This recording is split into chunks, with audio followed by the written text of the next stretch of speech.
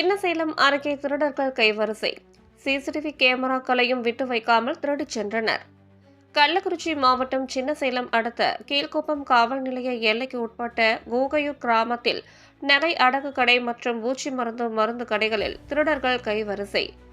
கூகையூர் கிராமத்தில் கடலூர் மாவட்டம் ஆவட்டி பகுதியில் வசித்து வரும் வட மாநிலத்தைச் சேர்ந்த ரூபா ராம் என்பவருக்கு சொந்தமான நகை அடகு கடை மற்றும் பெரம்பலூர் மாவட்டம் பில்லம்குளம் கிராமத்தைச் சேர்ந்த சரண்யா என்பவருக்கு சொந்தமான பூச்சி மருந்து கடை ஆகியவை கூகையூரில் உள்ள ஒரு வணிக வளாகத்தில் இயங்கி வருகிறது.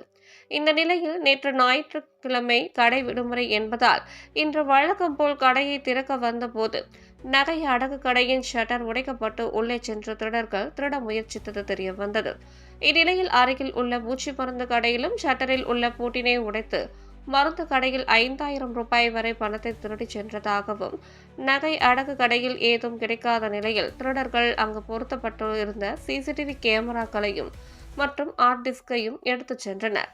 இதுகுறித்து கீழ்குப்பம் காவல் நிலைய காவலர்களுக்கு தகவல் தெரிவிக்கப்பட்டது.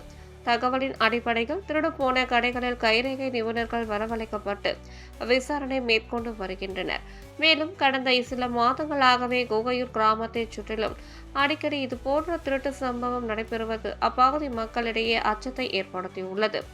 மேலும் இந்த திருட்டு சம்பவம் குறித்து வழக்கு பதிந்து கீழ்குப்பம் காவல் நிலைய காவலர்கள் விசாரணை மேற்கொண்டு வருகின்றனர்.